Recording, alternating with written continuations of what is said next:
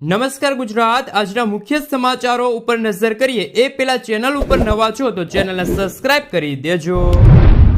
નમસ્કાર ગુજરાત અત્યારના તાજા અને નવા હવામાન સમાચાર વિશે વાત કરીએ તો ગુજરાતના જાણીતા એવા હવામાન નિષ્ણાત અંબાલાલ પટેલની સૌથી મોટી આગાહી સામે આવી છે।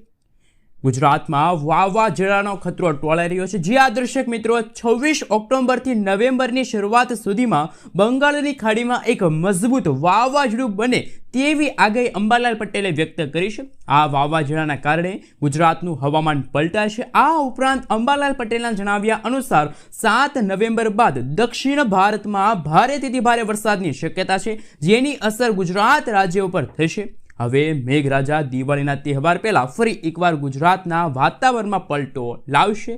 તારીખ મિત્રો 21 ઓક્ટોબર સુધી અરબ સાગરમાં ચક્રવાતની શક્યતા છે। આ સંભવિત વાવાઝોડાની અસરના કારણે ગુજરાતના વાતાવરણમાં મોટો પલટો આવી શકે છે। ડિસેમ્બર મહિનાની શરૂઆતથી રાજ્યમાં ઠંડા પવનો ફૂંકાવાની શરૂઆત થશે, જેના કારણે લોકોને ઠંડકનો અનુભવ થશે। ત્યાર પછીના સમાચાર વિશે વાત કરીએ તો દિવાળી નજીક આવી રહી છે, ત્યારે ગુજરાત સરકારે રાશન કાર્ડ ધારકોને આપી છે સૌથી મોટી ભેટ। જી આ દર્શક મિત્રો, ગુજરાત સરકારે અંત્યોદય અન્ન યોજના અને અગ્રતા ધરાવતા કુટુંબો માટે અનાજ અને ખાદ્ય સામગ્રીનું વિતરણ શરૂ કર્યું છે। મિત્રો, NFSA 2013 હેઠળ અંત્યોદય કુટુંબોને 35 કિલો અનાજ અને PHH કુટુંબોને 5 કિલો અનાજ ફ્રી મળશે, જેમાં ચણા, તુવેર દાળ, ખાદ્ય તેલ, ખાંડ, મીઠાનું રાહત દરે વિતરણ કરવામાં આવશે। તો મિત્રો, તમારે જો તુવેર દાળ જોતી હોય તો 50 રૂપિયા પ્રતિ કિલો મળશે, મીઠું 1 રૂપિયા પ્રતિ કિલો મળશે, ખાંડ છે 15 રૂપિયા પ્રતિ કિલો મળશે, ચણા છે 30 રૂપિયા પ્રતિ કિલો મળશે અને સિંગ તેલ છે જે 1 લીટર પાઉચના 100 રૂપિયા રાખવામાં આવ્યા છે। સાથે સાથે મિત્રો, બીજા એક રાશન કાર્ડને લઈને સૌથી મોટા સમાચાર સામે આવી રહ્યા છે। ગુજરાત સરકારે NFSA અને પ્રધાનમંત્રી ગરીબ કલ્યાણ અન્ન યોજના હેઠળ દિવાળી માટે મહત્વનો નિર્ણય લીધો છે। 75 લાખથી પણ વધુ રાશન કાર્ડ ધારકોના 3 કરોડથી પણ વધુ સભ્યોને 17,000થી પણ વધુ વ્યાજબી ભાવની દુકાનો દ્વારા ઘઉં, ચોખા, બાજરી, જુવારનું નિઃશુલ્ક વિતરણ થશે।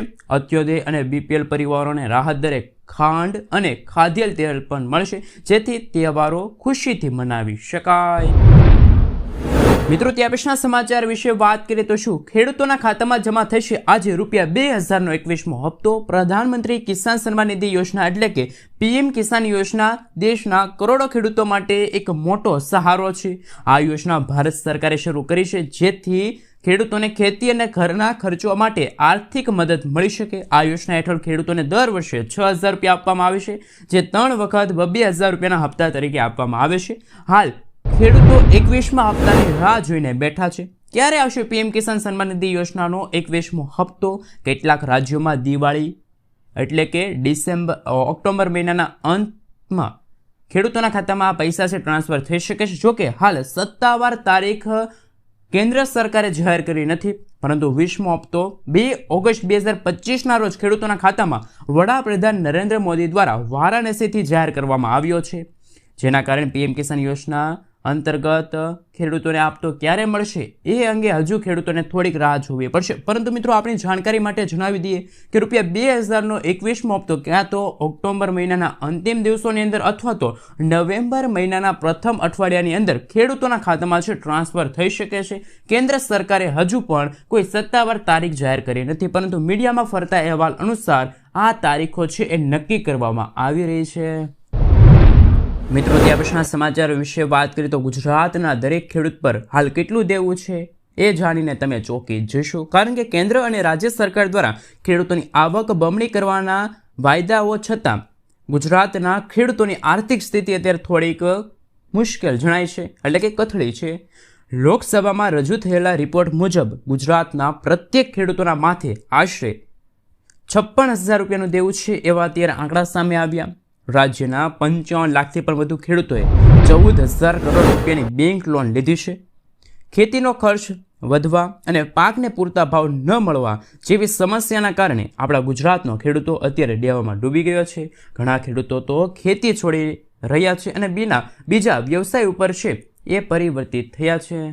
તો મિત્રો હાલ શું તમારું કહેવું છે કે શું ખરેખર ગુજરાતના પ્રત્યેક ખેડૂતોના દેવા માફ થવા જોઈએ? શું ગુજરાત સરકાર ખેડૂતોની હારે આવશે તો શું ગુજરાતના ખેડૂતોની આવક પણ વધશે?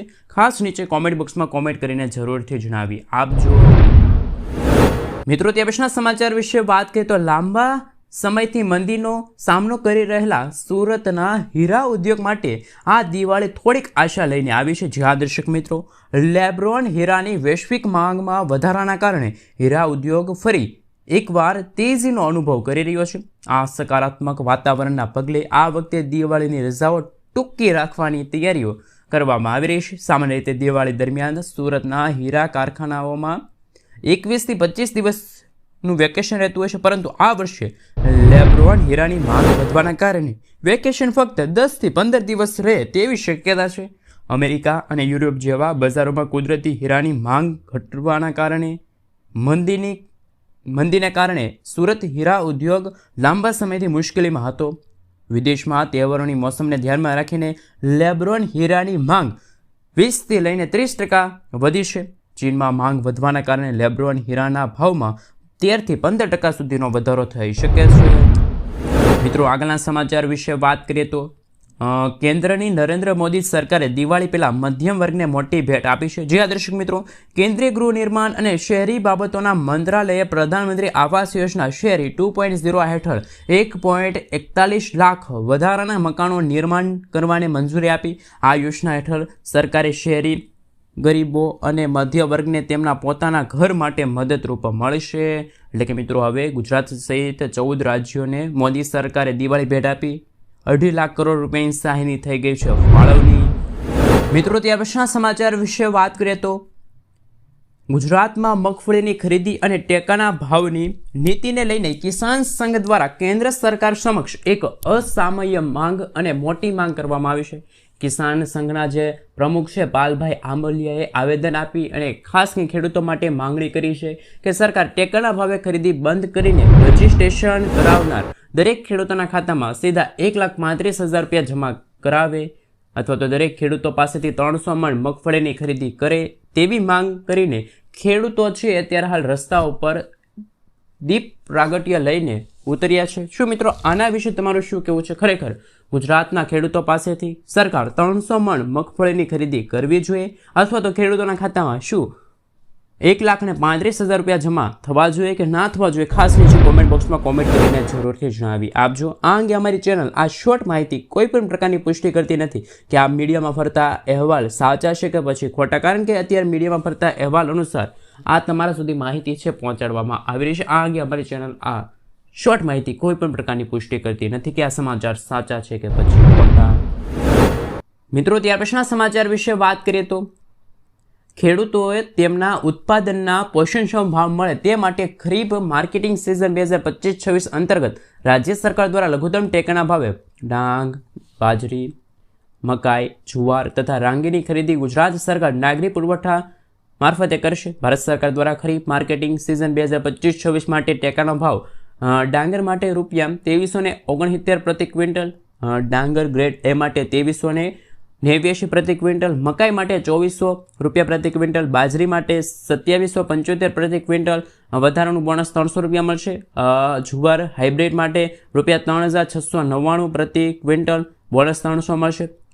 જુવાર માલદેની માટે 3749 પ્રતિ ક્વિન્ટલ અને ₹300 બોનસ ક્વિન્ટલ રેટ મળશે. જ્યારે રાંગી માટે 4,886 પ્રતિ ક્વિન્ટલ અને બોનસ ₹300 છે એ આપવામાં આવશે. મિત્રો ત્યાં પછીના સમાચાર વિશે વાત કરીએ તો ખેડૂતોને મળશે હવે મોટી ભેટ.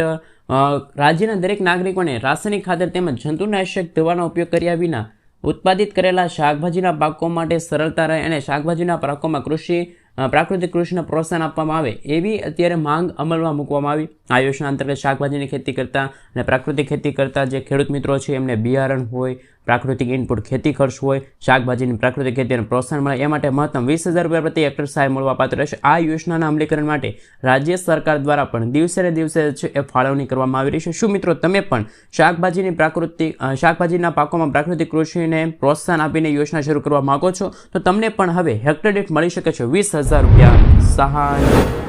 મિત્રો તે પછીના સમાચાર વિશે વાત કરીએ તો જૂની કારના જે માલિકો છે એમના માટે અત્યારે થોડા ખરાબ સમાચાર સામે આવ્યા, કારણ કે હવે તમે જો તમારી પાસે જો 20 વર્ષ જૂની કાર હોય અને તો તમારા માટે ખરાબ સમાચાર, કારણ કે માર્ગ પરિવહન મંત્રાલય દ્વારા 20 વર્ષથી વધુ જૂના ખાનગી વાહનો માટે 15 વર્ષથી જૂની કોમર્શિયલ વાહનો માટે ફિટનેસ ટેસ્ટ ફ્રીમાં મોટો વધારો કરવાનો પ્રસ્તાવ રજૂ થયો છે. હવે ફિટનેસ ટેસ્ટ માટે 2600 રૂપિયા ચૂકવવા પડશે, જ્યારે ટ્રક કે બસો માટે આ ફી 25 રૂપિયા રાખવામાં આવી છે. કોમર્શિયલ વાહનો માટે અલગ અલગ ફી સ્લેબ છે રાખવામાં આવી રહ્યા છે. તો વાહન ચાલકો માટે આ થોડાક ખરાબ સમાચાર ગણી શકાય, કારણ કે ફિટનેસ ટેસ્ટ માટે હવે ચૂકવણી છે એ વાહન ચાલકોએ વધારે કરવી પડશે.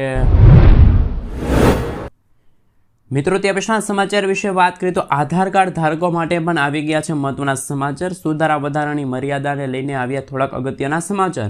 હવે આધાર કાર્ડ ધારકો પોતાના આધાર કાર્ડમાં નામ ફક્ત 2 વખત બદલી શકે છે, જ્યારે જન્મ તારીખ ફક્ત એક જ વાર તમે સુધારી શકો છો. જેન્ડર માટે તમે એકવાર ચેન્જ કરી શકો છો, જ્યારે સરનામું બદલવા માટે કોઈ લિમિટ નથી. મોબાઈલ નંબર અનલિમિટેડ વાર ચેન્જ કરી શકો છો. જો લિમિટ પૂરી થઈ જાય તો UIDAI જે જનરલ ઓફિસે તમારે જવું પડશે, ત્યારે તમારે યોગ્ય રજૂઆત કરવી પડશે અને એના આધારભૂત દસ્તાવેજો આપીને અરજી તમારે કરવાની રહેશે. ત્યાં અધિકારનું વેરિફિકેશન થયા બાદ સુધારા વધારા છે કરી દેવામાં આવશે. તો આધાર કાર્ડ ધારકો માટે આ સમાચાર ખૂબ જ મહત્વના અને અગત્યના સામે આવી રહ્યા છે. મિત્રો તે પછીના સમાચાર વિશે વાત કરીએ તો ખેડૂતો માટે આવી ગઈ છે ખુશ ખબર. પશુપાલકો માટે પણ આવ્યા છે મહત્વના સમાચાર. પશુ ખરીદવા માટે ખેડૂતોને મળશે 1,60,000 રૂપિયા સુધીની સહાય. ગુજરાત સરકાર દ્વારા ખેડૂતો માટે સતત નવી યોજનાઓ અને ટેકનોલોજી વિકસાવવામાં આવી રહી છે. હવે પશુપાલન ક્ષેત્રમાં વિકાસ અને વિસ્તરણ માટે પણ મોટા પાયે કામ કરવામાં આવી રહ્યું છે. પશુ કિસાન ક્રેડિટ કાર્ડ યોજનામાં તે મહત્વપૂર્ણ ભાગ ભજવે છે. આ યોજનાથી નાણાંને લગતી પશુપાલકોની ચિંતા દૂર થશે. કિસાન ક્રેડિટ કાર્ડ યોજના હેઠળ ખેડૂતો અને પશુપાલકોને એક તરફી કોઈપણ ગેરંટી વિના 1,60,000 રૂપિયા સુધીની લોન મળશે. જોકે લોનની રકમ 3 લાખ રૂપિયા સુધી વધારી શકાય. આ લોન પર ખેડૂતો છે એને 7% વ્યાજ ચૂકવવું પડશે. જો કે સમય મર્યાદા પહેલાં જો લોન ચૂકવવામાં આવે તો સરકાર એ ખેડૂતોને 3% રિબીટ આપશે. એટલે કે જો ખેડૂતો આ નવા નિયમો અને શરતોનું પાલન કરે તો ખેડૂતોને માત્ર 4%ના વ્યાજ દરે છે આ લોન મળવા પાત્ર રહેશે. તો ખેડૂતો માટે પણ અત્યારે અગત્યના અને મહત્વના સમાચાર છે કે જે સામે આવી રહ્યા છે.